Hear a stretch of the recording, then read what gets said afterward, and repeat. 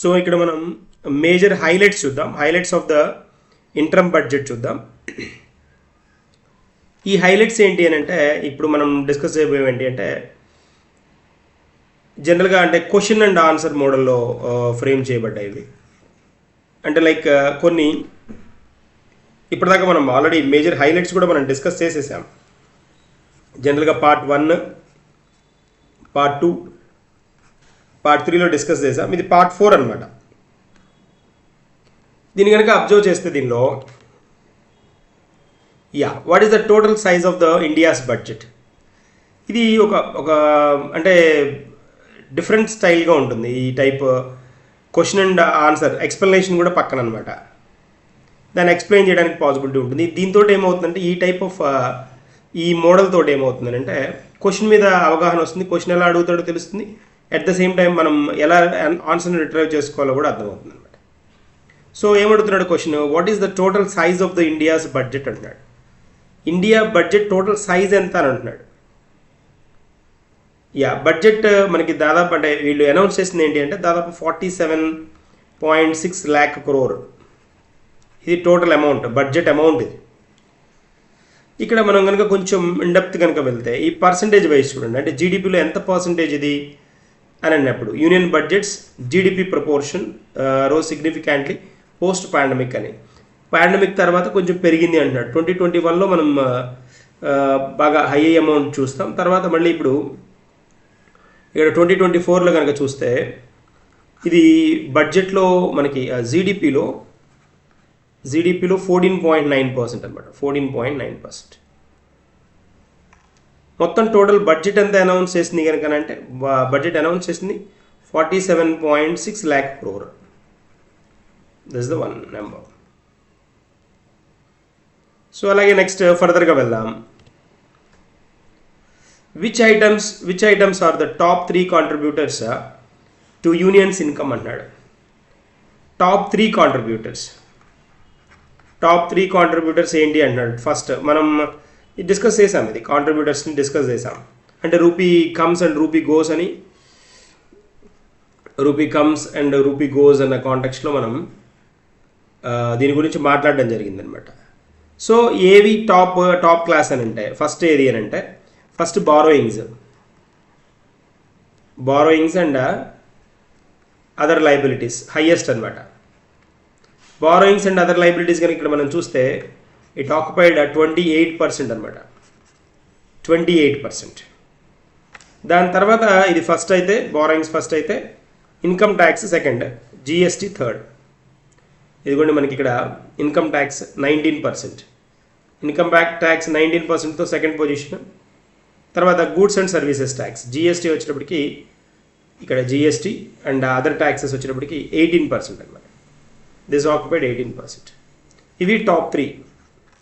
First one వచ్చేటప్పటికి borrowings and other liabilities, second one వచ్చేటప్పటికి income tax, third one వచ్చేటప్పటికి GST. These 3 అనమాట. What are the top 3 expenditure items అంటున్నాడు. Top 3 expenditure, ఇందాక income receipts చూసాం. Top 3 expenditure ఏంటి అని అడుగుతున్నాడు.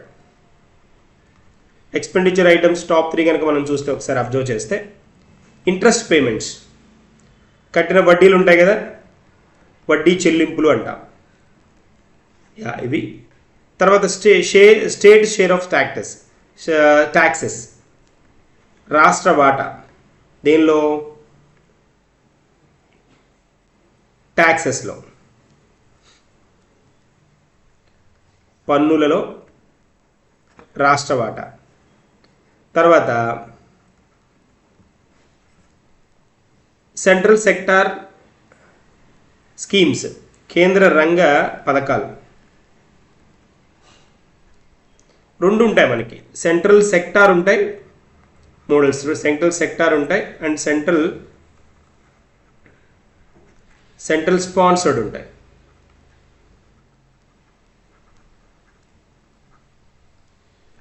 కేంద్ర రంగ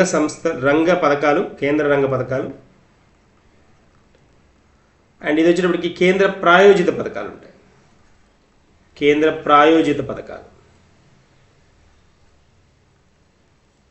ఇవన్నమాట. సో ఇక్కడ మనం కనుక చూస్తే ఇంట్రెస్ట్ పేమెంట్స్ కనుక అబ్జర్వ్ చేసామనంటే ఇంట్రెస్ట్ పేమెంట్స్ ఇదిగోండి 20% ఆక్యుపై అయ్యాయి ఫస్ట్ పొజిషన్. 20% తోటి ఫస్ట్ పొజిషన్ ఆక్యుపై చేస్తున్నాయి. తర్వాత వచ్చేటప్పటికి స్టేట్స్ షేర్ ఆఫ్ ట్యాక్సెస్ ఇది కూడా 20%. States share of taxes. మూడవది వచ్చేటప్పటికి central government schemes, central sector schemes 16% కదా, ఇది third position. Central sponsored schemes వచ్చేటప్పటికి ఎంత అంటే 8%, దీనిలో సగం కరెక్ట్గా. Central sponsored schemes 8%. తర్వాత what is the trend of the physical deficit అంటాడు. ఫిజికల్ డెఫిసిట్ అనగానే మనకి గుర్తుకు రావాల్సింది ఏంటి అని అంటే కోసే లోటు అనమాట. కోసే లోటు అంటాం. It spiked during COVID-19 pandemic, but now it's on a downward trajectory అంటున్నాడు. Downward trajectory. పాండమిక్ టైంలో ఏమైంది అని అంటే ఇది మన డెఫిసిట్ పెరిగింది అంటున్నాడు. ఫిజికల్ డెఫిసిట్ పెరిగింది అంటాడు. ఫిజికల్ డెఫిసిట్ మనకి ఎలా వస్తుంది? బడ్జెటరీ డెఫిసిట్ నుంచి డెఫిసిట్కి లోన్ ఆర్ బారోయింగ్స్ని యాడ్ చేస్తారు. అప్పుడు ఫిజికల్ డెఫిసిట్ వస్తుంది. సో ఇక్కడ మనం కనుక అబ్జర్వ్ చేస్తే ఇట్స్ డౌన్వర్డ్ ట్రాజెక్టరీలోనే ఉంది. ఇప్పుడు డౌన్ ఫాల్ ఉంది. ఇక్కడ చూడండి, ఇక్కడ స్టీప్ మనకి 2020-21 టైంలో స్టీప్ ఉంది. దాదాపుగా ఇట్ హ్యాస్ రీచ్ 9.2% దాకా రీచ్ అయింది అనమాట. ఇప్పుడు కనుక మనం అబ్జర్వ్ చేస్తే ఇదిగోండి ఈ కర్వ్ వచ్చేటప్పటికి ఇదిగోండి physical deficit line blue line కదా, ఇదిగోండి ఇక్కడ ఉంది 5.1 ఉంది. 2024కి 5.1కి తీసుకొస్తాము అని. ఇది 5.8 to 5.9 దగ్గర ఉన్న పార్ట్ని 5.9 లేండి. రివైజ్డ్ ఎస్టిమేషన్స్ వచ్చి 5.8. అంతకుముందు బడ్జెట్ ఎస్టిమేషన్స్ 2023-24 బడ్జెట్ ఎస్టిమేషన్స్కి వచ్చేటప్పటికి 5.9, రివైజ్డ్ ఎస్టిమేషన్ 5.8. ఇప్పుడు బడ్జెట్ ఎస్టిమేషన్ 2024-25 5.1 అని చెప్తున్నారు. అంటే గ్రాడ్యువల్గా తగ్గినట్టే, ఓవరాల్గా తగ్గినట్టే. What is our total tax as a percentage of GDP? జీడిపిలో ట్యాక్స్ భాగం ఎంత, పన్నుల భాగం ఎంత అంటున్నాడు. పన్నులు ఎంత భాగం పోనీ? ఇట్ ఈస్ అరౌండ్ 11.6% అనమాట. 11.6%. ఇదిగోండి 11.6%. ఇది ప్రీవియస్ ఎందుకు తీసుకుంటున్నాడు అంటే ఇది ఎస్టిమేటెడ్ కదా. బడ్జెట్ ఎస్టిమేషన్ 2014-24-25కి బడ్జెట్ ఎస్టిమేషన్ అని అడగలేదు ఇక్కడ. What is our total tax as a percentage of GDP అన్నాడు. అన్నప్పుడు ఏంటి, ఎస్టిమేషన్ 24-25 ఎస్టిమేషన్ వచ్చేటప్పటికి 11.7% ఉండొచ్చని ఎస్టిమేట్ చేశారు. ఇప్పుడు రివైజ్డ్ ఎస్టిమేషన్ కదా మనకు కావాలి, రివైజ్డ్ ఎస్టిమేషన్ కావాలి కాబట్టి దట్ ఈస్ 11.6%.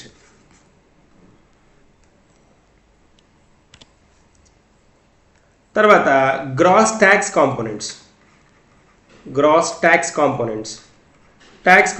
చూస్తే మనం ఒకసారి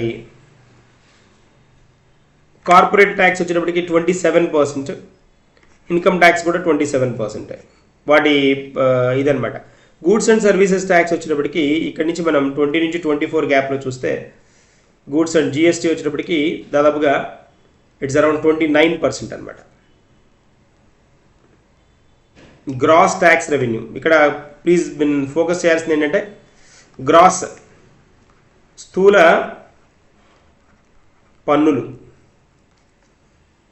గ్రాస్ వాల్యూస్ అనమాట. మొత్తం ఇక్కడ క్వశ్చన్ ఇక్కడ చాలా నైస్గా కూడా పోస్ట్ చేయొచ్చు, డిఫరెంట్గా కూడా అడగడానికి స్కోప్ ఉంది. ఎలా అడగచ్చు అని అంటే మొత్తం డైరెక్ట్ ట్యాక్సెస్ కాంపోజిషన్ ఎంత అంటే డైరెక్ట్ ట్యాక్సెస్ కాంపోజిషన్ ఇట్స్ 54%. అయితే ఇండైరెక్ట్ ట్యాక్సెస్ వచ్చేటప్పటికి ఇండైరెక్ట్ ట్యాక్సెస్ పార్టిసిపేషన్ 46%. ఇండైరెక్ట్ ట్యాక్సెస్ది దానిలో indirect tax other than GST 17% అయితే 17 + 29 జిఎస్టీ 29%. డైరెక్ట్ ట్యాక్స్లో corporate tax, corporate tax 27% plus 27% income tax. ఈ రెండు 27% ఉన్నాయి, corporate tax, corporation income tax. So it comes around 54% కదా. That is one. తర్వాత what is our total capital expenditure అంటున్నాడు. మూలధన వ్యయం ఆర్ ఖర్చు.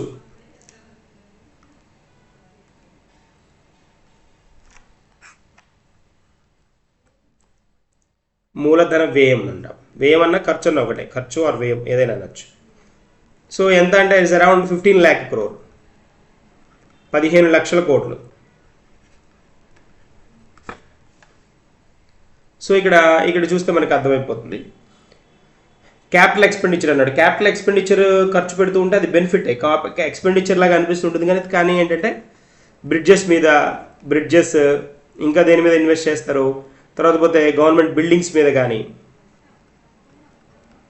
మీద ఇలాంటి వాటి మీద ఇన్వెస్ట్ చేస్తారు కాబట్టి ఖచ్చితంగా వాటి నుంచి ఫ్యూచర్ రిటర్న్స్ ఉంటాయి. ఫ్యూచర్ రిటర్న్స్ ఖచ్చితంగా ఉంటాయి. That's a point. సో 15 లక్షల కోట్లు.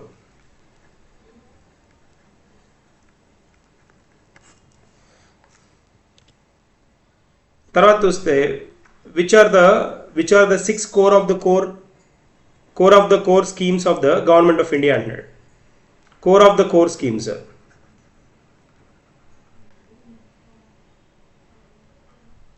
Core of the core schemes of government of India.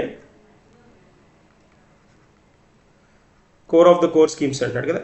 So ఇక్కడ మనకి ట్యాక్స్ వైజ్ కనుక చూస్తే core of the core schemes of government of India అన్నప్పుడు how much fund is going to provide them అనేసి, అంటే going to them అని, ఎంత fund వాళ్ళకి వెళ్తుంది అండి. ఏ కోర్ సెక్టార్స్ నుంచి గవర్నమెంట్ ఆఫ్ ఇండియాకి how much fund is going to them అనేసి అంటున్నాడు. హైయెస్ట్ వచ్చేటప్పటికి మనకి మహాత్మా గాంధీ ఎంజీఎన్ఆర్ఈజీఏ స్కీమ్ ద్వారా Mahatma Gandhi national rural employment guarantee act ఉంది కదా, దాని ద్వారా employment guarantee act or program whatever. తర్వాత సెకండ్ పార్ట్ వచ్చేటప్పటికి national social assistance programme.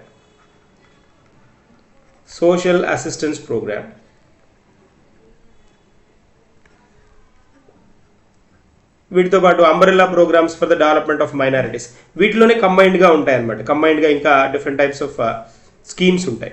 Highest మాత్రం ఎంజీఎన్ఆర్ఈజీఎస్. తర్వాత umbrella programme for the development of scheduled tribes, scheduled caste, ఇవన్నీ core of the core schemes అంటున్నాడు. Core of the core schemes అంటే ఇప్పుడు జనరల్గా ఈ 6ని core of the core schemes అంట. Core of the core schemes ఈ 6 స్కీమ్స్ ఏనమాట core of the core schemes అంటాం. వీటిలో దేనికి ఎంత హైయెస్ట్ ఎంత అంటే ఎంజీఎన్ఆర్ఈజీఎస్. సెకండ్ హైయెస్ట్ ఉన్న వాటిల్లో సెకండ్ హైయెస్ట్ ఏంటి అంటే ఇక్కడ మనకి సెకండ్ వన్. తర్వాత 6th వన్ ఉంది చూడండి. 6th వన్ మనం కనుక అబ్జర్వ్ చేస్తే development of scheduled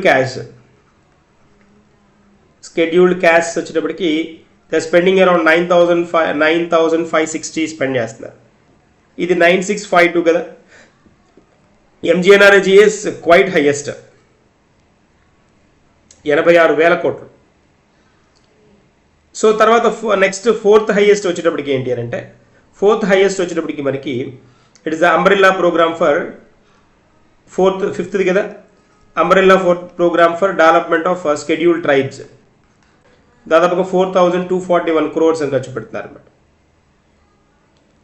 next one వచ్చేటప్పటికి నెక్స్ట్ పొజిషన్లో అంటే 4th పొజిషన్ అయిపోయింది. 5th పొజిషన్లో ఏమవుతున్నారంటే 5th పొజిషన్లో umbrella programme for 4th one కదా, umbrella programme for development of vulnerable groups 2150 కదా. అంటే తక్కువ, అన్నిటికంటే తక్కువ ఏది అని అంటే డెవలప్మెంట్ ఆఫ్ మైనారిటీస్కి అనమాట. మైనారిటీస్కి స్పెండ్ చేసుకునే అమౌంట్ కంపారిటివ్గా మిగిలిన వాటితో కంపేర్ చేస్తే ఇక్కడ ఉన్న లిస్ట్లో కంపేర్ చేస్తే తక్కువ అనమాట. This the one. సో ఇది ఫస్ట్ పొజిషన్ ఎంజీఎన్ఆర్ఈజీఎస్.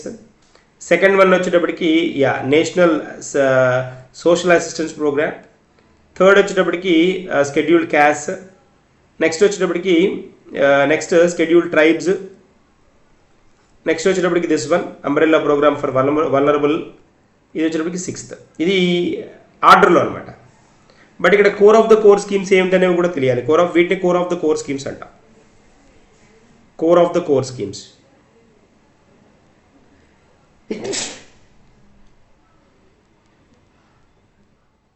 వీటిలో ఈజీగా గుర్తుంచుకోవచ్చు కూడా అనమాట.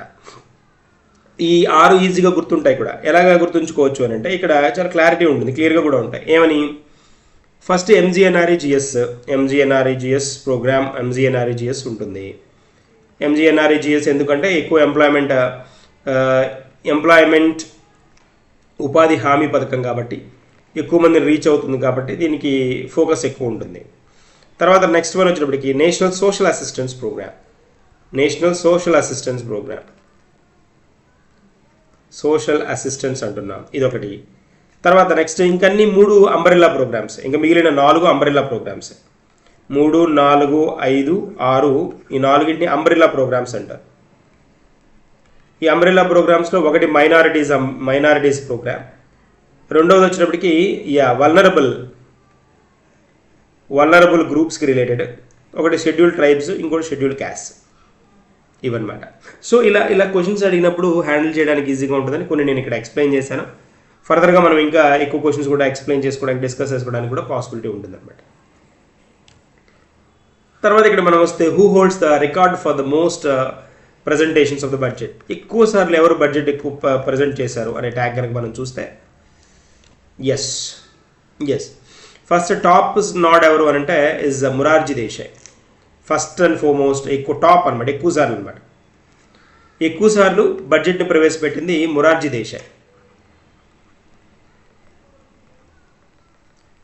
హైయెస్ట్ ఈయన 10 సార్లు ప్రవేశపెట్టారు. ఇక్కడ మనకు కనిపిస్తుంది 10 టైమ్స్. 1959 నుంచి ఆయన 1959లో ఫినాన్స్ మినిస్టర్గా వర్క్ చేశారు. తర్వాత ఆయన ప్రైమ్ మినిస్టర్ కూడా అవుతారు. ఫస్ట్ నాన్ కాంగ్రెస్ ప్రైమ్ మినిస్టర్గా కూడా అతను ఎన్నికవడం జరుగుతుందన్నమాట. 78 నుంచి 80 దాకా. 1978 నుంచి 80లో అతను ప్రైమ్ మినిస్టర్ కూడా అవుతారు మొరార్జీ దేశాయ్. బట్ కాంగ్రెస్లోనే ఫస్ట్ ప్రైమ్ మినిస్టర్గా ఉంటారు. హైయెస్ట్ నెంబర్ 10 టైమ్స్ ఇంట్రడ్యూస్ చేస్తారు అన్నమాట. తర్వాత పి చిదంబరం కాంగ్రెస్ లీడర్ కదా, కాంగ్రెస్ లీడర్ ఆయన. సో 1996లో తర్వాత మనకి ఆయన కంటిన్యూస్గా బడ్జెట్ అనౌన్స్ చేయడం జరుగుతుందన్నమాట కాంగ్రెస్ లీడ్లో ఉన్నప్పుడు. సెకండ్ హైయెస్ట్ వచ్చేటప్పటికి 9 టైమ్స్. థర్డ్ వన్ వచ్చేటప్పటికి ప్రణబ్ ముఖర్జీ వచ్చేటప్పటికి మనకి 8 టైమ్స్ అనమాట, 1982.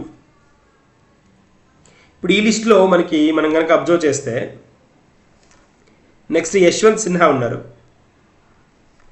యశ్వంత్ సిన్హా వచ్చేటప్పటికి మనకి 4th పొజిషన్లో ఉన్నారు. 4th position. C D Deshmukh 5th position. ఈయన సిడి దేశ్ముఖ్ మనకి ఫస్ట్ ఫినాన్స్ మినిస్టర్ కదా ఆయన, Deshmukh. Shanmugam Chetty first first finance minister. ఈయన వచ్చినప్పటికి సిడి దేశ్ముఖ్ వచ్చేటప్పటికి ఆర్బీఐ గవర్నర్గా కూడా చేస్తారు. ఫస్ట్ ఆర్బీఐ గవర్నర్ అనమాట, ఫైనాన్స్ మినిస్టర్గా కూడా చేస్తారు. మన్మోహన్ సింగ్ వచ్చేటప్పటికి 6th టాప్. మన్మోహన్ సింగ్ ఎన్నిసార్లు అంటే Yashwant Singh 4th highest 7 times. Next C D Deshmukh కూడా 7 టైమ్స్. మన్మోహన్ సింగ్ వచ్చేటప్పటికి 6 టైమ్స్ అనమాట. తర్వాత 5 టైమ్స్ వచ్చేటప్పటికి ఇద్దరున్నారు మనకి, నిర్మలా సీతారామన్